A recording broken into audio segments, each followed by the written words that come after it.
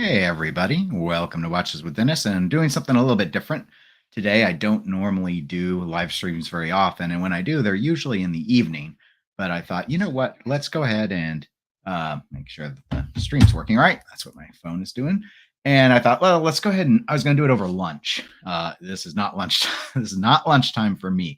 I got too busy with work, so we're doing a late lunch or early off of work sort of period, though I've still got my emails monitoring. So anyway, welcome to the channel. And for those that are just stopping by or new to it, I normally cover just sort of a bevy of watch stuff. So, first thoughts on releases. I've done some repair stuff because I've kind of tinkered with that, especially more so during the pandemic. A lot of price performance videos. And so we only have one real topic today where I'm going to go ahead and I'm going to go over the news that came out, and I'll show you a screen from Bloomberg where they had an article about the Moonwatch and its increased sales performance since the MoonSwatch came out. So that will be our one real topic, and then other that it'll just be sort of open if anyone ends up stopping in to give suggestions, because I don't normally stream at this time, and as a small channel, I don't normally get a lot of live viewers anyway. But more than happy to talk about anything with watches. Just before I jump in, since I know people are starting, I didn't put any sort of pre-scheduling on this, so I think I'm just alerting, and people are like, "Holy cow, why is this on now?" Not a whole lot of watch news for me recently. Hello, Obese Tuna. Welcome to the much earlier than normal live stream. My other hobby, as the playfield on the wall shows, is pinball. I actually picked up a new to me pinball machine a couple weeks ago from 1978. So that's actually been what I've been spending more time on, which is in part why my watch content has been slower lately, as I've just been busy working on that project, which has nothing to do with this channel. So I don't film anything for it and put it up there.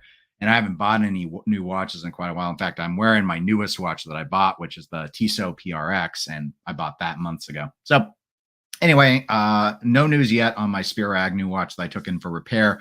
I am not expecting to hear back from that watchmaker for at least another 2 weeks.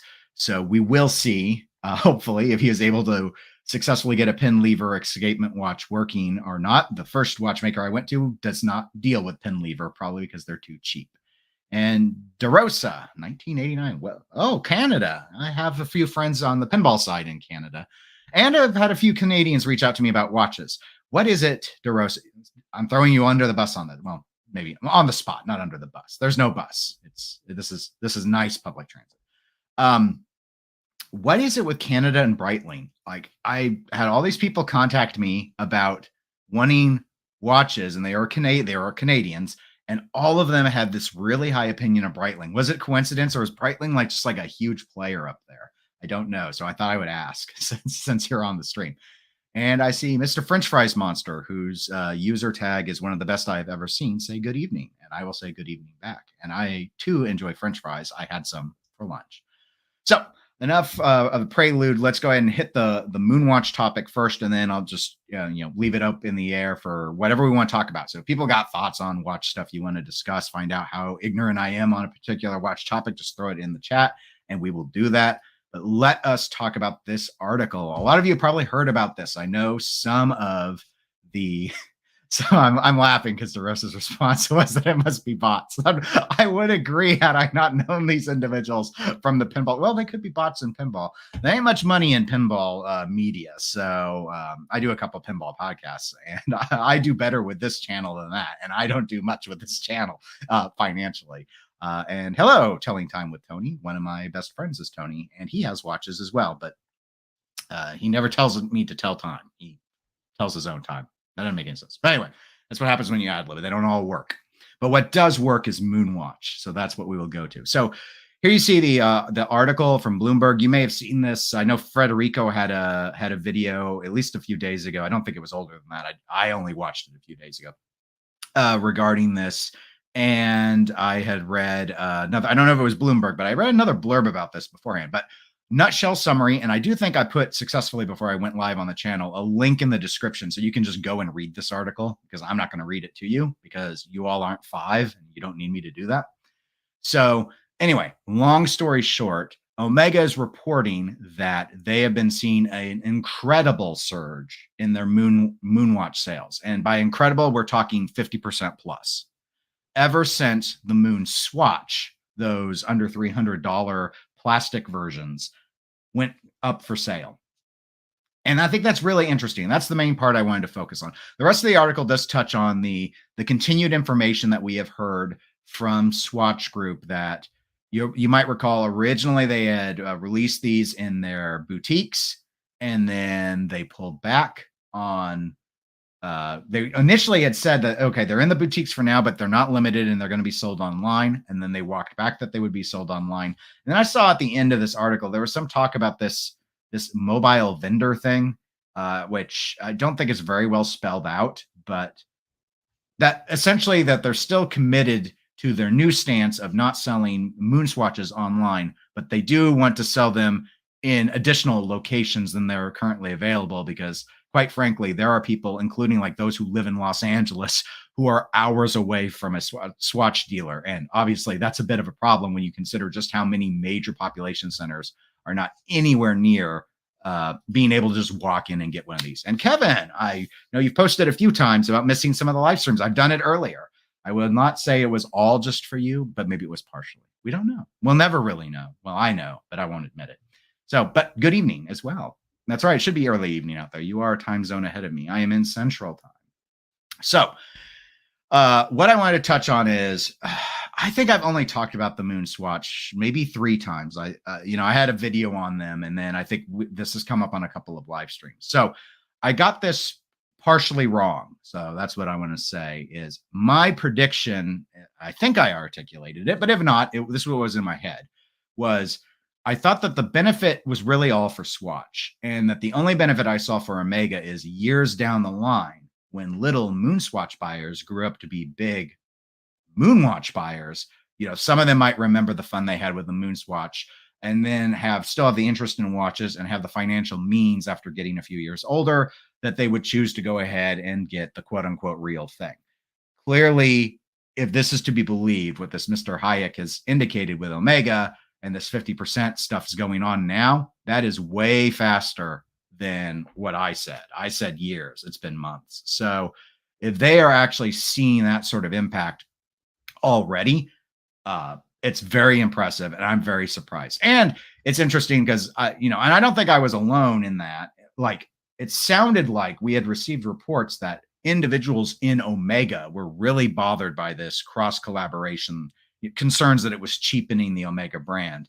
So I don't think they also thought that there would be key sales. I assumed that the big strategy here, and I still assume this, even though this has been obviously a great benefit for Omega, is that Swatch needed this because compared to the Apple Watch and the other low-cost competitors, why get a Swatch anymore? It's like you can get a smartwatch at that price point or around that price point. And so a luxury watch is still a luxury watch. Like Apple Watch isn't competing with the Speedmaster, but you could see where it would compete with any other plastic watch.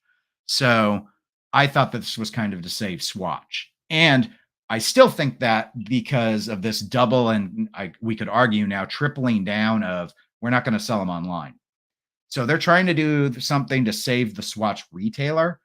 And my snarky side wants to ask the question, why?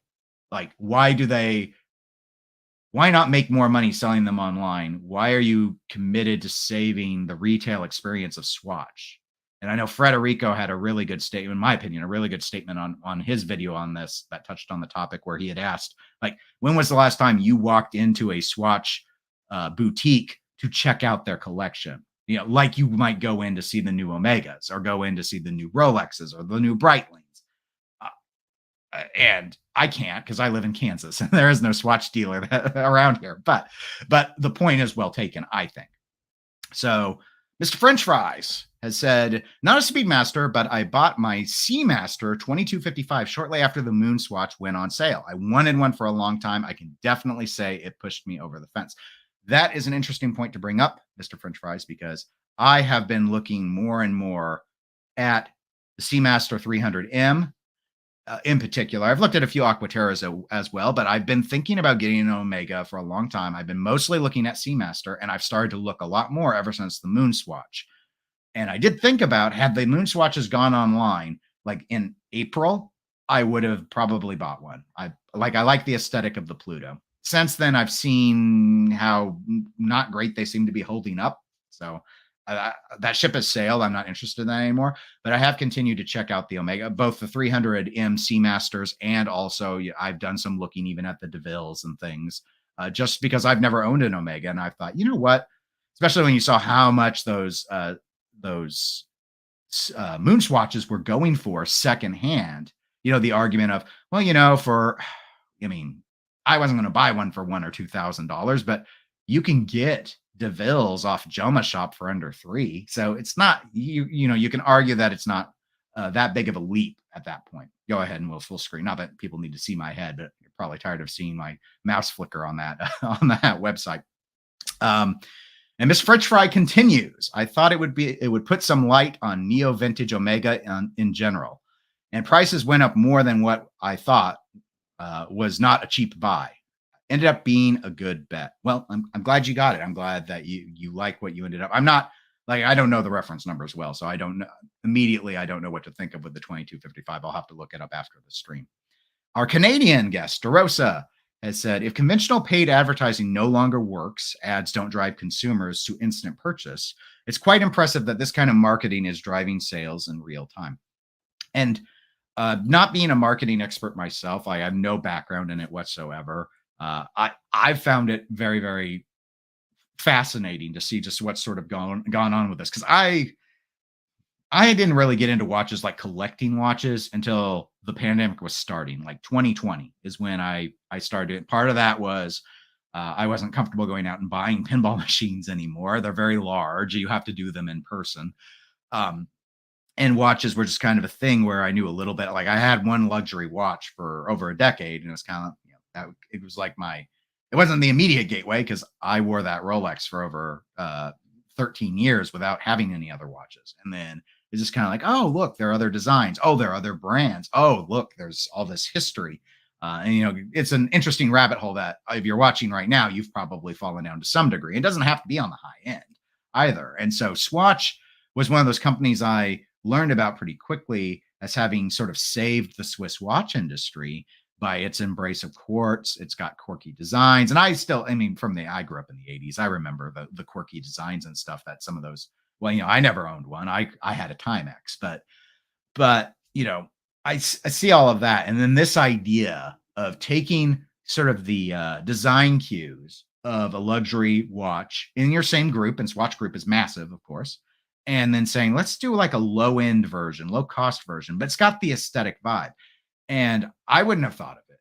But as I think about it, it does seem pretty clever. I mean, we look on Reddit. If you're in the watches subreddit, you ever go there sometime, take a look at the number of people that are like showing off their Pagani designs or the Steinhardts. It's like homages, right? Homage watches. And we say that in the pejorative sort of sense of that all they did was they took the Rolex Submariner and they duplicated the look, changed the logo on the dial, and then they only charge a couple $100. Well, okay, setting aside what we might think about that other companies homaging, this notion, it's interesting. It's like the first time we've really seen a company say, like a group, like a conglomerate like Swatch, say, you know what? Why can't we play that game? Why can't we take Moonwatch and make the cheap version of it? Except clearly they put in some other design enhancements. So they're trying to walk that line of it. We want it to look like a Moonwatch, but we also want you to in no way feel like it's a Moonwatch either. Like it's just supposed to have the vibe. And it's worked. It's worked. And I don't think it's a question of if they'll do it again, but rather when. I'm sure at this point that we'll see another Swatch collab. Will it be Omega again? My guess would be yes, because Omega is like the most famous luxury brand to the broad audience that Swatch Group controls. But I mean, it's, conceivable they could do a Blancpain cross Swatch thing, a 5 Fathom or whatever. Yeah, that play off of the name in some way. I mean, they have the biggest stable in terms of companies in their conglomerate versus Richemont or anyone else. So. Mr. French Fry says the 2255 is the electric blue first gen Seamaster. Okay, I have looked at those then. Thank you for the clarification. And DeRosa has added on, I have the same take as you explained. It probably boosts the brand awareness, long-term brand building, but people immediately buying real speedies wasn't something I anticipated. No, and I got that wrong. I thought the idea, because to me, like the logical progression of it would be when you saw this, didn't I think we all came into it going, okay, this is for people that know about the Seamaster, sorry. No, across Seamaster, I would expect as well. Speedmaster, but they don't want to buy it. I would be a good case in point. I've been aware ever since I got into collecting. I've been quite aware of the Speedmaster and its history and its place in the Omega lineup. I think it's fair to argue the Speedmaster is Omega's most prized gem with the whole Moon heritage. I think we can debate whether or not it's the Seamaster or the Speedmaster that's the more popular in sales. And I read their last annual report and it didn't tell me which one was more popular, but they might be willing to share that information. But regardless, I'm digressing. But it's got an iconic story. It's got an iconic design. It's been in the catalog a really, really long time. So I think what a lot of us thought was, okay, so there are people who either can't afford it, or in my case, while I could get myself like a used Speedmaster and not beat myself up over it, I've never loved it. Like I've never loved the design. My biggest issue with it has always been that even though it's super iconic, when everyone talks about it, the one thing that they don't talk about is that it's a chronograph. Like the way it's not talked about makes me inherently, and this is unfair, but just inherently, instinctively feel like it's not a good chronograph. Like it's got a look, but it's not a good chronograph. When people talk about good chronographs, they talk about Zenith and Breitling and IWC, not Omega. And so because of that, I've always just been kind of like, I don't know if I want to spend thousands of dollars on a not good chronograph, even if it is a good chronograph. I don't know. No one ever talks to me about how great the chronograph is on it. They just talk about that it went to the moon. So, but for $300, I'll look past a lot of that and be like, I know it's not good now. I know they're using a throwaway disposable quartz movement, but I could be okay with that at that price point and have some fun with a, more playful color scheme and get the same basic look and see if I like wearing that look. And then that idea of people like me or people who needed to get more money could have that and then eventually transition into a true Moonwatch. But what it almost feels like is there were people, and this is a guess, people saw the MoonSwatches go, oh, I really like how cool that looked, found out they couldn't buy them online. If they lived near a place that sold them, found out that they couldn't get them because they'd have to stand in line, and then they were sold out. And then when they went on eBay and saw people asking $1,000 to $2,000 early on for them secondhand, and then went and checked Chrono 24 or just did another search in eBay and saw the Moonwatch and saw how much little difference there was between the secondhand flipper prices on MoonSwatch and the regular secondhand prices of Moonwatch, and just said, you know what? Let's just buy a Moonwatch. Just buy one. Because I mean, for as luxury watches go, the Moonwatch, even retail, it's not a bad priced watch unless you're like doing Silver Snoopy or something. It's not. They're not insane. We can go far more crazy when it comes to spending on luxury watches, including from Omega. So I think that's the part that I think this just introduced people to the design. They heard about the hype and they saw the MoonSwatches, and then when they saw they couldn't get them, they realized they could get the real luxury watch, and it wasn't that dramatically more than the secondhand. I still think it's too much of a leap to think that they would have been in the market for Swatch, and then when they couldn't get it at $300, we're like, oh yeah, what's 3,000 at that? At that point, I think the tenfold increase is a little too much. But and let's see. I see some of the chat has been going, and I've been prattling on. So let me catch up with you guys. Mr. French Fries says, yes, it's an icon. Nobody can steal the moon story from Omega anymore. Few have tried. Well, not truly, but we've been to the moon too. We went there in 1990. Yeah. Not really, but we went to space. Telling Time says, even though this release was totally botched and they lied about the online sales, I still want one, not paying over retail. But it seems like I might be getting one in the next couple of days. Congratulations. I have friends who still really want this. Some of them are people they would never. I have one, he's really into watches. He loves watches, but he mostly sticks to micro brands. And he wants to, I mean, I think he scaled back his collection some. There was a point where he had 24 watches, but he never wanted to spend a lot on any particular watch. And he kind of thumbs his nose at a lot of luxury watches. So the MoonSwatch was right up his alley. Colorful, so he could get looks unlike any other watch he had in his collection. Not ridiculously expensive. So if you ended up hating the watch, which is something he's experiencing, like he gets a lot of watches and he struggles to read them and he wants to move them, like he moves them on really quickly. He does not, like I've moved along maybe 3 watches and I've never sold any. I've given them away to people. Granted, those were all lower cost ones. But something like this, I could see, like, if I bought one and I didn't like it, I could see giving it to a friend or a family member who I think would appreciate it, and I wouldn't feel too bad about it at the retail price point. The retail, I would never pay the secondhand price on these. DeRosa says, I've been considering a 3861 for about a year. I've tried it on twice and really waiting for Omega to update the bracelet with the micro address like the other new models. And my guess will be that is coming. Kind of reminds me of what we've seen with Tudor, where if you might recall, if you've ever followed Tudor, when they released the Black Bay Bronze 58, they put in that new, that T-Link bracelet? I've not tried that bracelet yet. I have an older bronze and those didn't come on bracelets, period. And anyway, and I have a 1926, which uses an old style bracelet. And they're now starting to put the T bracelet into other things, but they didn't instantly just update everything, even though by all accounts that I've heard, it is a superior bracelet to anything else they have. So it seems widely expected that they will move everything to that bracelet at some stage. But for some reason, they like to baby step. I suppose when you've got a warehouse full of bracelets, you need to get through them. So I'm guessing that's what it is. DeRosa says, interesting chrono comment. Is a chronograph really the complication that people use, or just like it because the dial is cool looking? 2 registers could be day date dials. Excellent point. In my case, all right. I would want it because I would want to use it, is what I tell myself. Now, I don't have a chronograph anymore. I used to have my first nice, not luxury, but my first nice watch I got in high school was a Citizen. So it was nice to me. It was a stainless steel Citizen chronograph. And I wore that up until, and I don't know where it is anymore. I either lost it or I had a burglary a few years ago and they may have stolen it and I didn't remember where it was. So I didn't know it was, like, I don't know if I lost it, threw it away, or it got stolen. I don't know. It's irrelevant.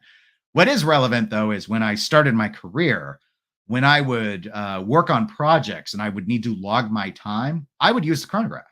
So I'd just go and I would just click and I would fire up the chronograph and then I would stop it. And that's how I logged how many actual hours I spent on grant projects. So for me, that was the value. And so I really did use my chronograph function, not when I first got the watch, but like professionally, when I started working out of college, I used it all the time.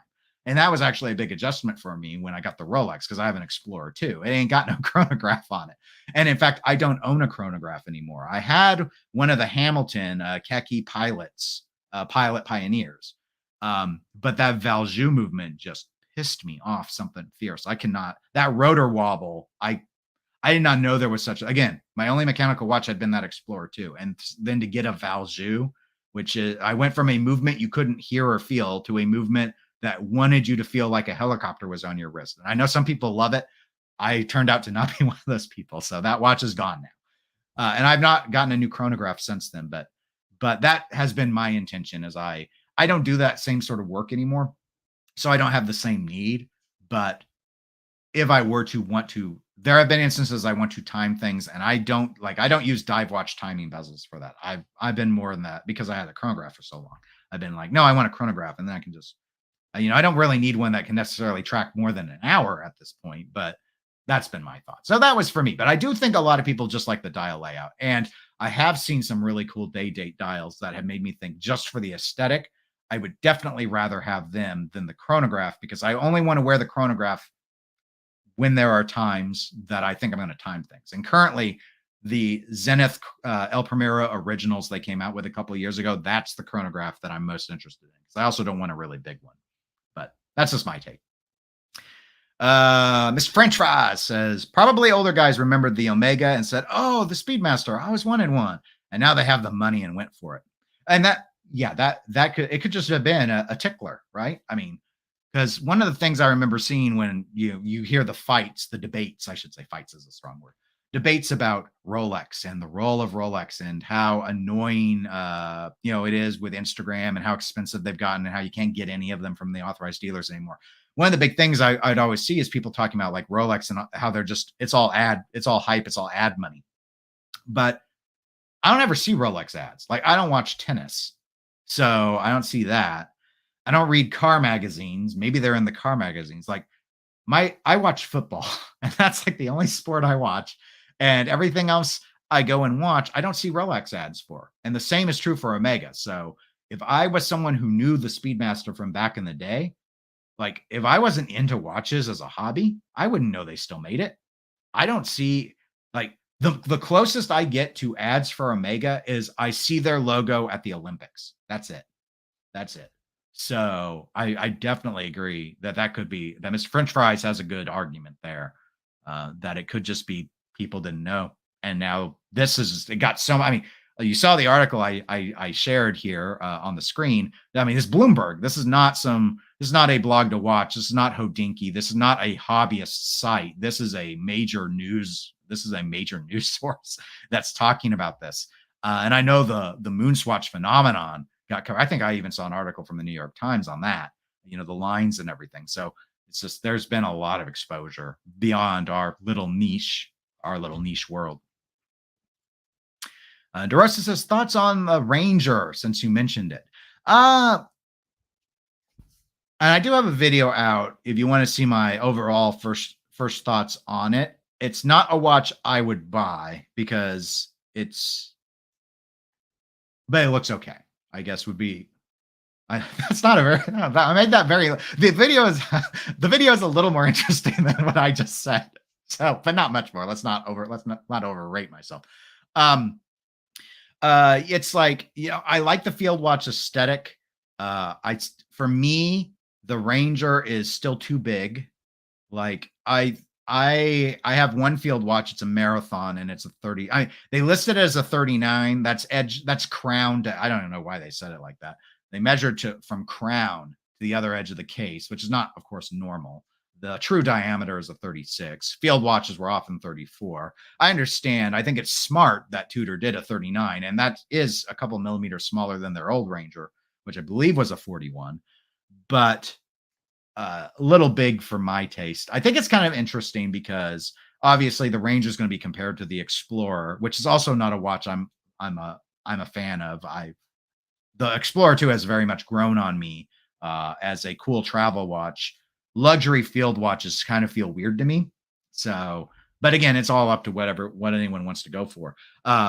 It's an attractive watch. It's just not my style. But I think it's interesting that the Ranger is now occupying the old Explorer space. Explorer, sometimes people call it Explorer 1.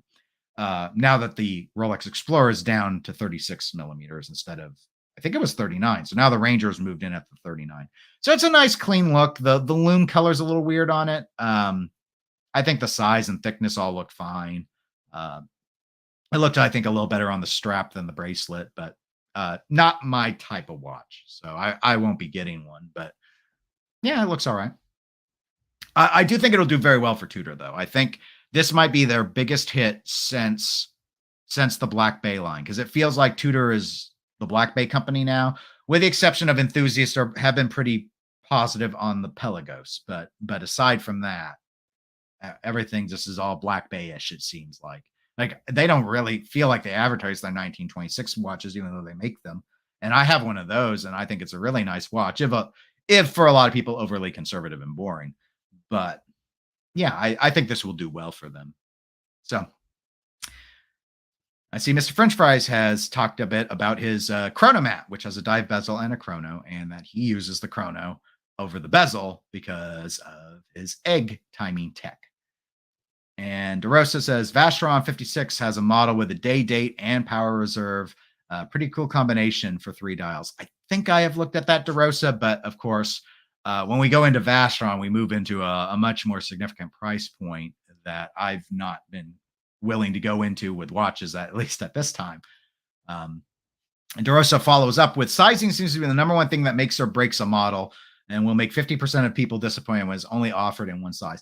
That's a good point. To me, I mean, for what I will wear is I have a pretty broad range of watches. My current collection ranges as high as 43 millimeters, which is for me I have a Tudor Black Bay bronze, so that's a pretty thick watch as well.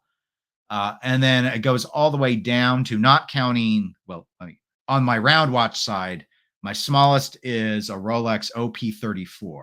Now, it's the prior model. It's not the new colorful Stella dials. It's the prior iteration where, so I guess technically that watch is more 35 millimeters and they just branded it 34, whereas the new 34s are more true to 34, but they shrunk it a little, is what I'm saying. But regardless, that is my smallest round watch. And so I have a lot of watches that sit in that 37 to 40 range, which is kind of my sweet spot. I'd say my favorite sizes personally are 39 and 40. But again, it depends on the aesthetic. So again, field watch, I think small watch. So for me, if you were to say, hey, Dennis, do you want to get a field watch? I go, sure, I love field watches.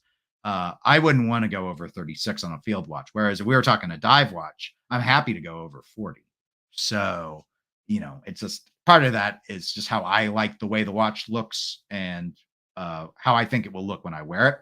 But I'm okay with a big range of sizes. I know a lot of collectors are like 37 is my sweet spot. I don't want, I'll do a 36, I'll do a 38, but I want everything possible to be a 37. And they have this very specific sort of size. I'm sure they mentally have a calculation as well for an expectations on the lug, because I think the lug to lug makes a huge difference.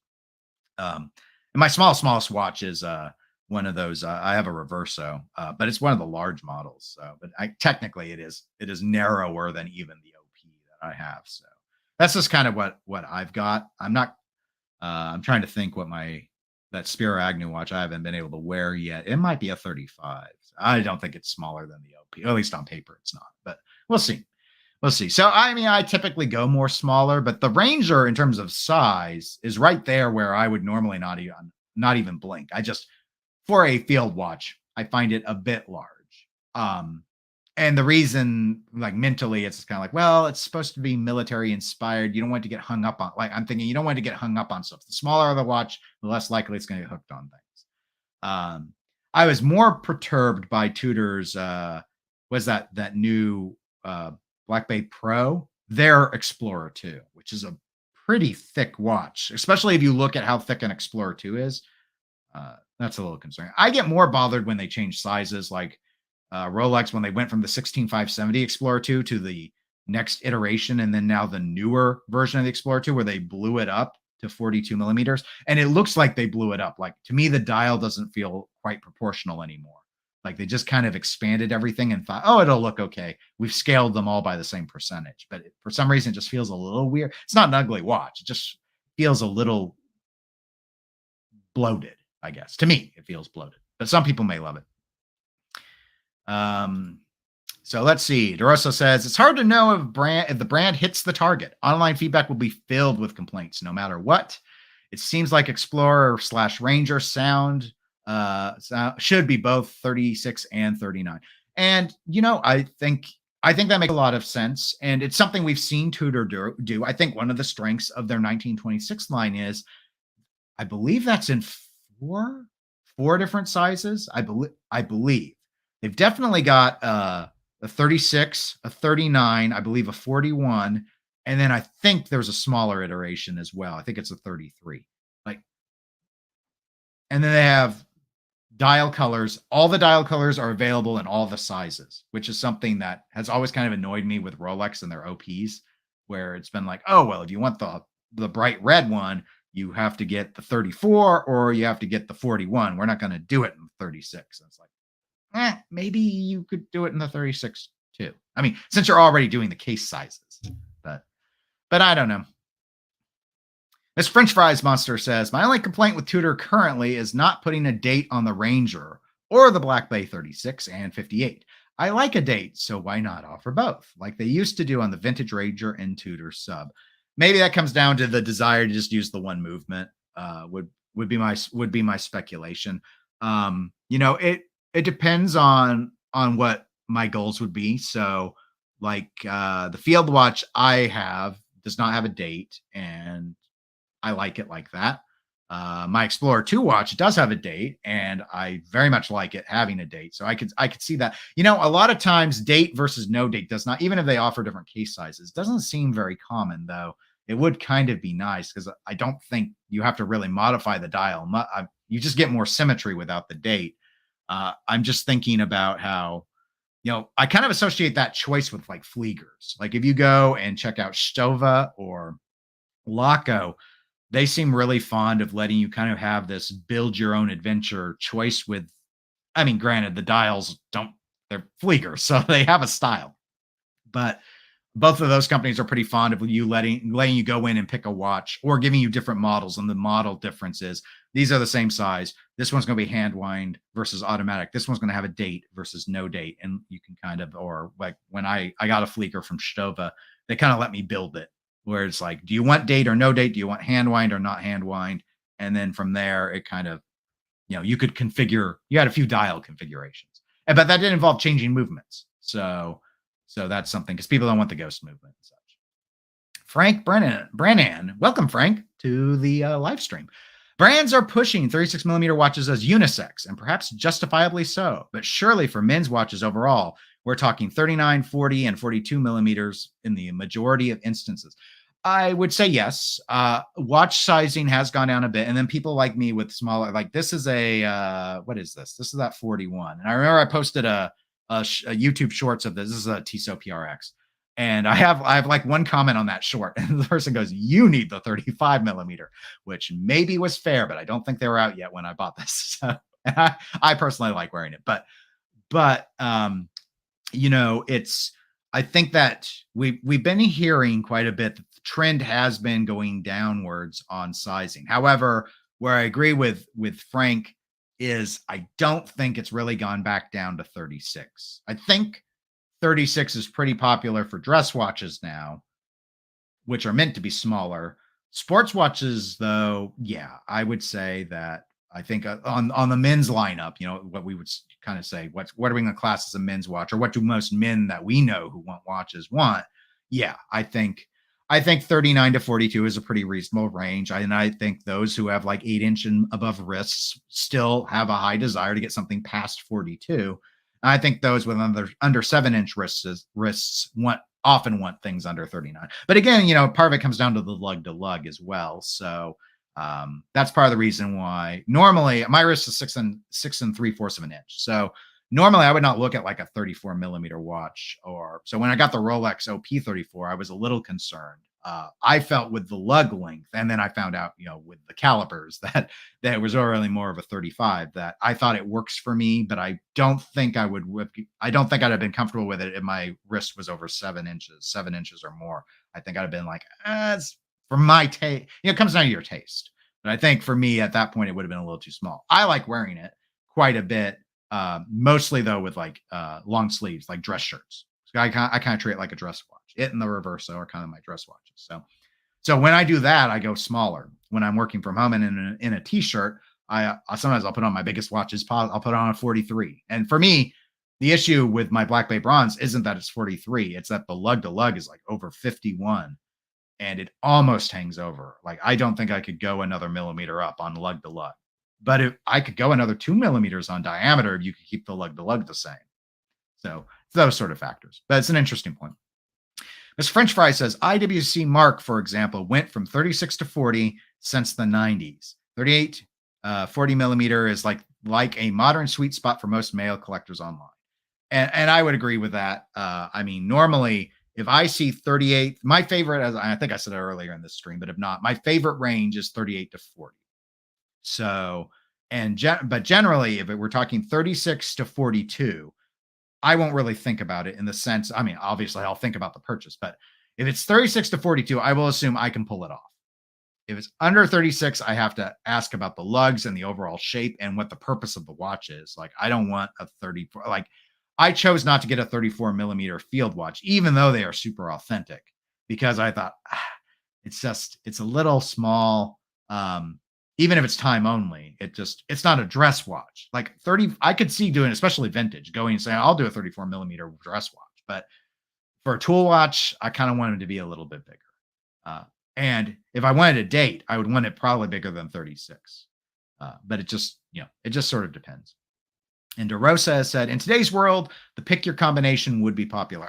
I'm surprised that more don't do it if they've already got the stuff available. So, like when you all probably remember when they discontinued the Oyster Perpetuals in 39 millimeter, and people were kind of like, well, why are they doing that? The Explorer is in 39 millimeter. So that, like, one of my issues with Rolex, and it works for them. So it's just, this is the Dennis issue, is I've never been a big fan of like wanting a lot of them because they all kind of look the same to me. It's because they're all in that Oyster case, right? I mean, we're not talking like Cellini or really unpopular things like that. But and then I go and I look at that, they're all in this sort of the same case, which makes sense. And then of course them using the same case saves money, it saves effort. But that was a warning sign to a lot of people, and they were right, obviously, that, hey, wait a moment, they're discontinuing the OPs in 39. That probably means there was an intention to get rid of the Explorer in 39 millimeter as well, which they ultimately did this year. Because why would you toss out an entire size if you still had to make the cases, right? So that's where you can see like Datejust and OPs come in different size cases because they're using those same Oyster cases for their various sports models. But it seemed like Rolex was trying to simplify away from that, and that had a side effect of reducing our choice. Of course, with Rolex, you can go to their website and kind of like pick the dials and configurations and stuff. So they kind of offer it mostly again for Datejust and OPs. They don't do that with the sports watches as much. You can like, oh, I want that in two-tone or things along those. They do it a little bit, but the big choices are kind of in their classic line, I guess is what they call them, the classic line. Mr. French Fries says, my smallest dress watch is a 34 millimeter with an 18 millimeter strap, and the biggest is a Seiko Turtle, so 45 millimeters and a 22 millimeter strap. It's just a different style. 36 Datejust uses a 20 millimeter strap, and it definitely makes it wear bigger. Yeah, I had a Vostok that was an 18 for a while, and it just, even though the dial was, I think that watch was a 38, maybe not, 37 to 39, it was in there. But it felt smaller with that thin strap. My Black Bay Bronze, it's one of those where they had to be difficult. It's a 23 millimeter strap, so that it's a beefy boy. I put it on a third party rubber strap because it came on the leather, and I think leather straps on dive watches is super weird. Like it feels really inauthentic to me. I wanted that canvas strap that everyone raves about that Tudor has, but I have the black dial version. I bought it used, and I have the black dial version. And with the first version of the bronze, the brown dial, they gave you both straps. But as of the black dial, you either got the leather or you got the canvas. And the person I bought it from had gotten the leather. So I threw it on a NATO from like Crown and Buckle, but they don't have them in 23. So I had a 22, which I could see the gap, but I don't think most people could see the 0.5 millimeter gap on each side. So but it wasn't very comfortable. So I moved just to beefy rubber, and it's much more wearable now, but that thing is a chunker. Like I could not wear a shirt with a cuff and put that thing on. It would be I'd have to stretch. I'd have to stretch that shirt to be able to execute it. I've never had a turtle. But yeah, no, those kind of reminds me of like the Mudmaster, right? I mean, there's just something kind of goofy cool about just how ridiculously massive it is, but it's got a certain look where it suits itself. I don't know if it suits me, but it suits itself. Like, I'm glad it exists, even if it's not for me. DeRosa says, so back to the Speedy. 50% bump in sales. Are they going to be really hard to get then? Omega is usually in stock. It would be interesting to see an impact on supply. And that's a good point. And in the article that we were looking at earlier, I did not see anything about them reporting that they were having trouble like keeping up with production. They did note that it was across all models, I believe. Yeah, here. Hayek says sales of all Speedmaster models have risen by double digits. So, given that that statement, if it's relatively well spread across the SKUs, they may be fine. And in fact, if they're really responsive as a company, what I would assume would happen is they'll just shift production focuses like, okay, we've got this big surge here, assuming not everything else is surged like that. What do we normally see super cheap? like in the gray. Like when we go on Joma Shop, what's really discounted? DeVille's and Constellations, right? Like those are the four big lines of Omega are Seamaster, Speedmaster, DeVille, and Constellation. So just my assumption will be they would just reduce production on DeVille's and Constellations and backfill that to do more Moonwatches, should that be necessary. I did put out a video earlier this week, which people have probably not seen. Last I looked, it didn't even have 100 views. I did examine the price performance of the Snoopy 50th anniversary. And that one, it's interesting because the behavior hasn't dropped dramatically like we've seen with a lot of hype watches. For those that don't remember, the Snoopy Silver Snoopy Award 50th anniversary is the one where on the back the Snoopy's riding on the rocket when you activate the chrono with a cool little mechanical gimmick. And it's not limited, but that watch is like 9,600 retail, and it's been trading for 30,000 on the secondhand market because even though it's not officially limited, you could only get it at the boutiques, and they don't make a lot of them. It's kind of like the Daytona, would be my analogy. So anyway. And I have several price performance videos if you ever really want to be bored with graphs, because that's what those videos are, me showing graphs. I'm trying to make them a little more interesting with more animation effects of labeling and stuff, but there's only so much you can do with Excel, folks.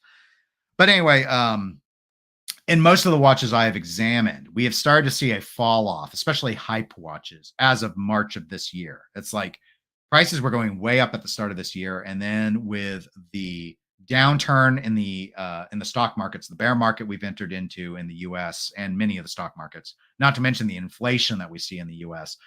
and people spending money on things now that they like travel, now that they're not trapped at home for the pandemic. All that stuff, I think, is the factor. We're seeing these collapses on pricing. They've not collapsed to pre-pandemic levels, most of them, at least not that I've seen yet.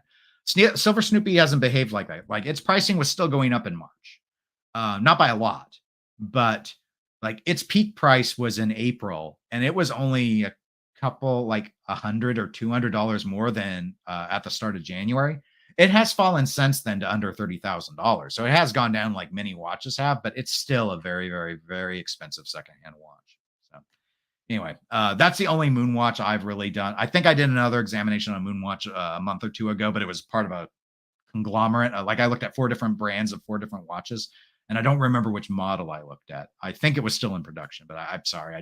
I can't remember. But my guess is it's probably not a big issue because normally Omega has had plenty of stock.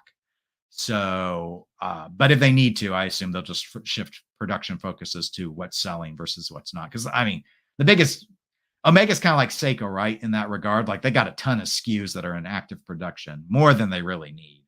So I think there are just some that they'll shed. Obese Tuna said Cartier always seems to work much better in the smaller traditional sizes. I would agree, Obese, and I think that's because they're really much more of a dress watch company. That's even their sporty watches like the Santos give a very dressy vibe. Frank has noted that he has an 8.5-inch wrist. 42 millimeters is the absolute maximum he will go to, and he also favors mostly 39 and 40 millimeter sizes. And he has a 34 millimeter Seiko that he got years ago that he still likes to wear. Yeah, again, taste and what we think looks reasonable on us comes down to a lot of it. I have a friend of mine who I think can wear smaller watches, but because his wrist is over 8 inches, he tends to lean larger. I think he's more confident in that. But honestly, he's less concerned about the dial and more concerned about, and I'm sure Frank can identify with this, making sure that the watch he's getting has a strap or a bracelet that's actually big enough for him. So I actually gave him a watch, a dive watch for Christmas. And I know when he got it, he was like, I don't know if this is going to fit. And I'm like, trust me, it's got a dive extension. This thing is going to fit you. I put every link back in it. We did actually have to take some links out. So it worked out. But anyway, just one of those things. Obese Tuna has also commented, strangely enough, the DeVille is my favorite Omega. I have been looking at the Prestige? I have been looking at those lately because again, you can go on like a Joma shop and get them 30% off. And I've never owned an Omega, and I've been really tempted to see what all the fuss is about. The only thing that's held me back from biting is they didn't color match the date wheel. And I know Omega doesn't always do that. Like there's some Aquaterras they didn't do it on also, which I thought was a little weird, but I'm kind of like, I don't know. Plus, because I've been really tempted by one of those gray dial 300Ms, I'm kind of like, maybe I should just save the other $2,000 and buy that. So I sit here and do nothing, but I tell myself I'm saving, so I'm saving money, so it's okay. I can make my decision of it. Their Omega's not going to just continue the 300M or the whole line of DeVille, so I'll be okay. And even if they do, I'll be able to get them used easily. French Fries says there's a lot of secondhand Speedmasters available still. Every Pro looks almost the same. You don't need a new one, really. So, and yeah, and that's a good point. I mean, it's actually really it was interesting with that Bloomberg article because I'm sure what Mr. Hayek was referring to was like new in box, right? Like Omega has seen a 50% increase in sales. But what must be happening on eBay and Chrono 24, or for those who are more down the rabbit hole, they're going like to the Watch You Seek forums and stuff, or Reddit, and doing used watch purchases. I mean, it's been in the catalog forever, right? The Speedmaster's never been discontinued, so there's a lot of choice out there, really, really reasonable, without even turning to like Speedmaster reduced sorts of things. DeRosa says those new DeVille models with the colors don't seem to be getting any traction. The CK859 is apparently sold out at ADs. Okay, yeah, and I actually saw. I've been watching a couple of the more. I think they're almost like linen dial styles for the DeVilles, and one of them has dropped again at Joma, and I saw a few of them on the big sale that Crown and Caliber was trying to do here with the 4th of July discount. I think they moved one of them, a blue dial, big shock, because blue dial is like the most popular thing. But otherwise, it was a pretty staid looking one. But they had like it looked like a white dial. When you zoomed in on it, it was like a linen texture. I don't think they sold it. Granted, that one had a scratch on it, so that could be part of it.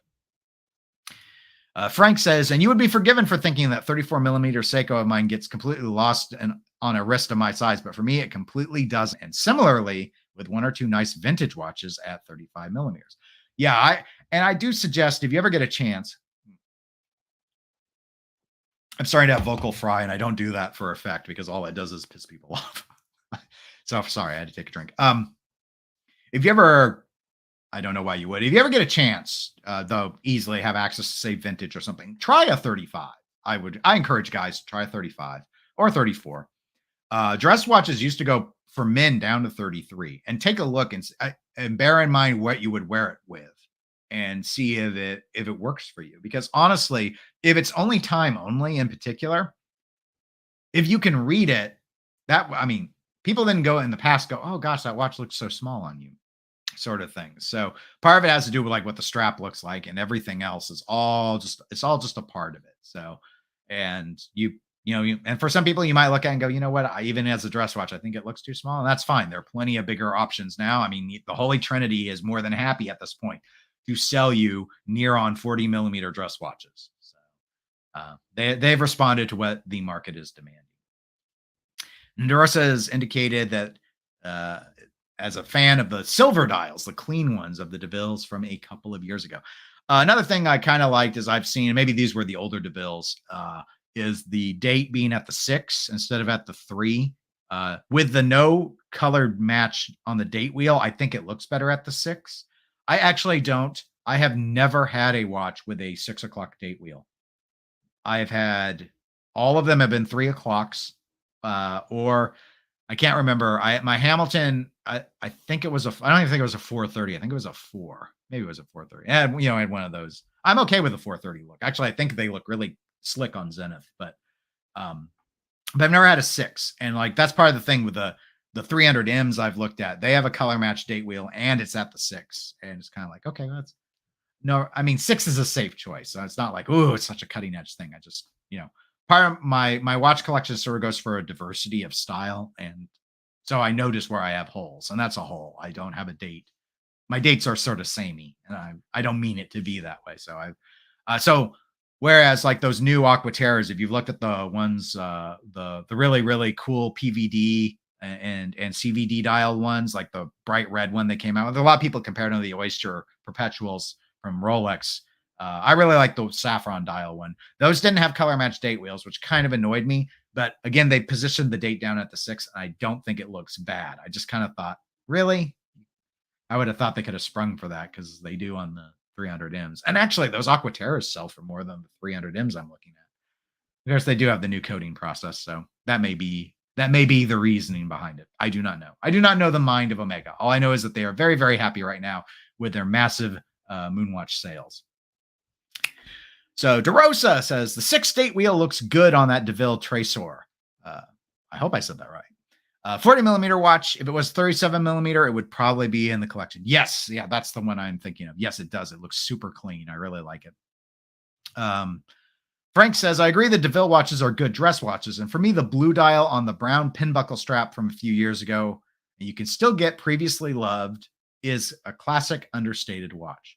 And part of the thing is, and I agree, the thing for me is, it's kind of like, since I don't need dress watches all the time, it's like, I have to decide, like, I'd probably get rid of something, I guess is what I'm rambling on about, which is okay. Like, I could see getting rid of my Tudor 1926. I think that's a great bang for the buck watch, but I don't wear it as much anymore because when it comes to like steel bracelet watch with date window, I'm not counting whether or not I have other complications. I have a Grand Seiko spring drive, which is a heritage model. It's the champagne dial one, which is, the old spring drive unit with a date.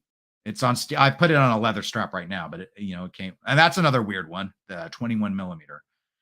Why do they have to be so difficult, folks? Well, I don't understand. Anyway, so I have that. I have the 1926. The Explorer 2 is a date wheel watch. I have the the Tissot PRX, so quartz, but again, we got 3 o'clock date window, a time watch going on. So I kind of have a number of steel bracelet watches that have dates, and this one aside because it's integrated, though they have bands you can get now that Tissot makes. It's sort of like okay, if I get the DeVille, should I maybe get rid of a sort of samey looking watch that I have from another brand? The Tri T26 would probably be what I sacrifice, but I'm still thinking about it just for variety's sake. Because I have another Tudor anyway, and as I've noted, I don't have an Omega, so that would be an option. But I also only have 2 dive watches. I have that bronze Tudor, and then I have a Zodiac. So that's probably been the logic of the 300M is, I have like 14 watches right now, and only 2 are dive. So I wouldn't feel really bad going back up to 3 dive watches, which has been, I guess I had 4 at one point because I had the Vostok, but which is more than, like, I don't love dive watches enough for that many, but maybe 3. And so we already touched on that. So I misclicked. And Mr. French Fries Monster says, best example is the Muhammad Ali picture with his Cartier tank on a ring. Too small, just a matter of taste.